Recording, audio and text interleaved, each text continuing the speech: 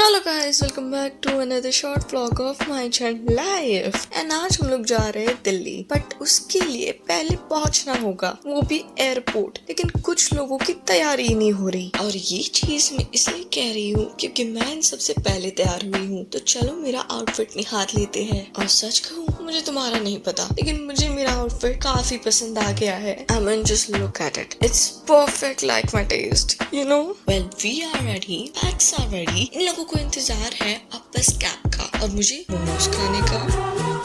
मोमोज खाने के बाद आई रियलाइज कि मैंने लिपस्टिक नहीं लगाई है। लेकिन इससे भी वियर्ड बात दिखा देती हूँ मैं तुम लोगों को। टाडा, ये देखो, ये बैग बैठ नहीं रही थी डिक्की में, तो अब ये डिवाइडर की तरह काम कर रही है। तो अब हम दोनों हो गए इंडिया पाकिस्तान, जो कभी एक थे। खैर, मैं अपने आजू बाजू के नजारे को देखकर खुश हो ही रही थी कि तब तक एयरपोर्ट आ गया। और यू नो व्हाट, इस बार हमने अपने लेट होने का सेंचुरी कंप्लीट कर लिया है। तो चलो जरा इस प्रोसेस को फास्ट फॉरवर्ड करते हैं।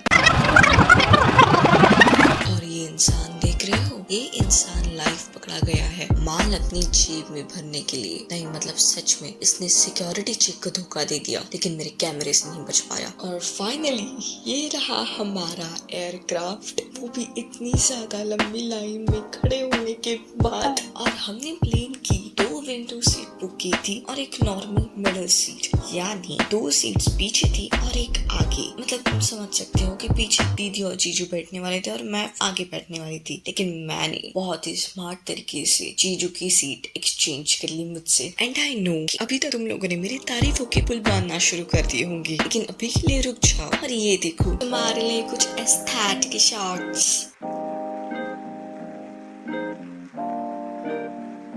और जो लोग कहते हैं कि प्लेन का सफर सबसे ज्यादा स्ट्रेसलेस होता है, मैं बता दूं, एयर इंडिया के प्लेन क्रैश के बाद मुझे ये रिस्क नहीं लेना था। और इसके लिए मुझे इन बादलों से घनघोर युद्ध करना था। लेकिन उसके पहले मुझे बाबा चुन्नूलाल का आशीर्वाद चाहिए था, जो इस वक्त अपनी तपस्या में विलीन थे। बाबा का आशीर्वाद मिला देखकर सारे बादल ऐसे ही भाग गए। लेकिन उनके भागने के बाद मुझे याद आया, अब मैं कंफर्म कैसे करूंगी इस फ्लाइट के बारे में। लेकिन फिर मुझे देखा ये कमल, और मुझे लगा साक्षात ब्रह्मा जी आएंगे मुझे इस फ्लाइट की गारंटी देने के लिए। ब्रह्मा जी कहीं पे दिखाई नहीं दिए, उसकी जगह ये तुच्छ मनुष्य दिखने लग गए मुझे। और जब तक मैं कुछ समझ पाती, तब तक ये उड़न खटोला लैंड हो गया। तो मैंने सोचा चलो कोई नहीं, जान बची तो लाखों पाए। ये सोच के मैं खुश हो रही थी कि तब तक अनाउंसमेंट हुई कि दिल्ली में 30 डिग्री टेम्परेचर है।